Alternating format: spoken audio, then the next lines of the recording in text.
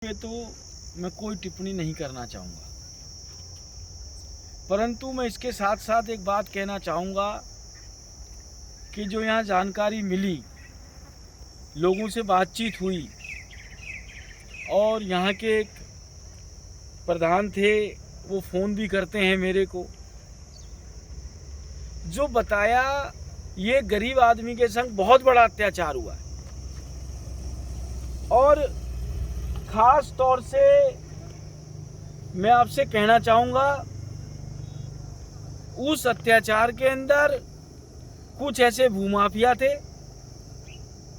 जिन्होंने हर सरकार को बेवकूफ़ बनाया, या मैं कहूँ सरकारों के संग मिलीभगत करी हो, चाहे कोई भी राज हो। ये बहुत बड़ा जांच का विषय है कि ज़मीन हरियाणा की, लाइट कहाँ से आ रही है? दिल्ली से। पूरे देश में कानून है कि कोई भी आदमी बिजली का व्यापार नहीं कर सकता। कॉलोनियों में पड़ोसी की लाइट कट जाए, आप अपने पड़ोसी को लाइट दे दो, बिजली डिपार्टमेंट वाला 2 मिनट में आ जाएगा, पीला पर्चा बना के चला जाएगा। क्या यहाँ बिजली डिपार्टमेंट को कभी ख्याल नहीं आया? बिजली तो यहाँ भी मीटर लगे दिखाई पड़ रहे हैं। ये सारे सब मीटर लगे हुए हैं, उसके भी माफिया बैठे हैं। 14 रुपये यूनिट बिजली ली जा रही है। बिजली आ कहाँ से रही है? कुछ दिल्ली से, कुछ हरियाणा से। दिल्ली गवर्नमेंट को ख्याल नहीं आया। वोटें डबल बनी पड़ी हैं बहुत से लोगों की, कुछ की दिल्ली में, कुछ की यहाँ पे। आधार कार्ड की भी यही स्थिति है।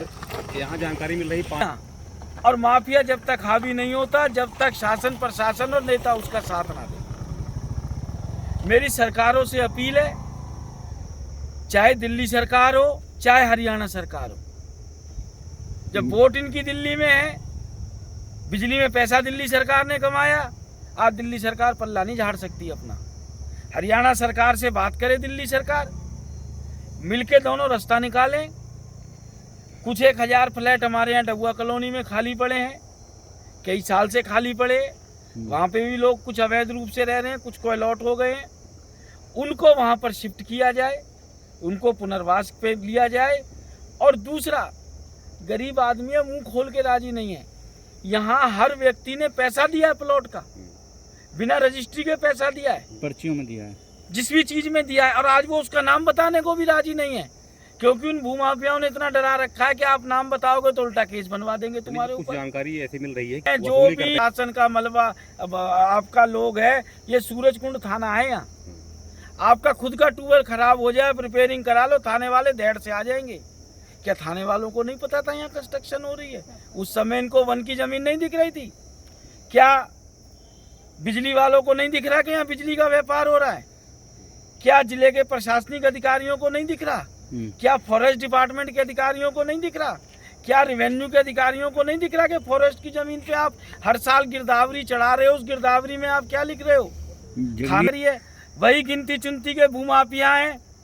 चौटाला का राज आएगा, वो चौटाला का झंडा उठा के बैठे होंगे।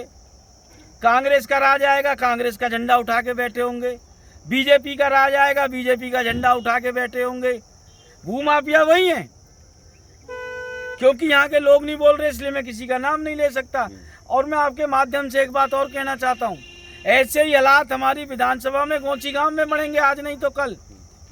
कस्टोडियन की जमीन वहाँ बिक रही, वक्फ बोर्ड की जमीन वहाँ बिक रही, हड्डा रोडी की जमीन वहाँ बिक रही। गरीब आदमी भी थोड़ा बहुत लालच में आ जाता है कि चलो जी चीज़ सस्ती मिल रही है।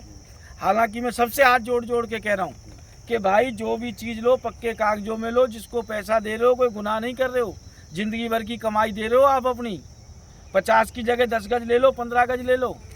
दूसरी तरफ सरकार कहती है 2022 तक हम सबको घर देंगे, आप उजाड़ने का काम कर रहे हो।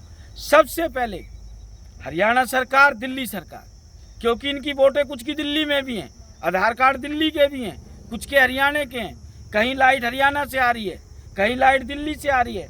दोनों सरकारें बैठे उच्च स्तर पे कमेटी बनाएं और इनके पुनर्वास के बारे में सोचें। और साथ के साथ गोंची के मुद्दे को लेके चंडीगढ़ से लेके Faridabad, DC, commissioner range, SDM, FCR, director, land record, मंत्री, मुख्यमंत्री, कौन नहीं है जिसको हमने बात नहीं करी। पर ये भूमाफियाओं के कब्जे इतने तगड़े हैं। ये बीजेपी कांग्रेस की बात नहीं है, ये भूमाफिया कुछ करप्ट नेताओं को किसी भी दल के हों अपने साथ मिला देते हैं। और बहुत बड़ा खेल होता है, जैसे पीछे यहाँ डेरे की ज़मीन थी, पहले तो वहाँ झुग्गी बस गई, भाई क्यों तो झुग्गी बसी, उसके बाद वो झुग्गी उखड़ गई, उसके बाद उनको शिफ्ट किया गया फ्लैटों में, टैक्स पेयर्स की मनी का ही तो नुकसान है। और आज झुग्गी हटते के संग वहाँ पे आलीशान महल बने पड़े। ये बहुत बड़ी गेम काम कर रही है, आज से नहीं कर रही, कई साल से काम कर रही है। सबको सुधरना होगा, अपने हक की तरफ भागना पड़ेगा।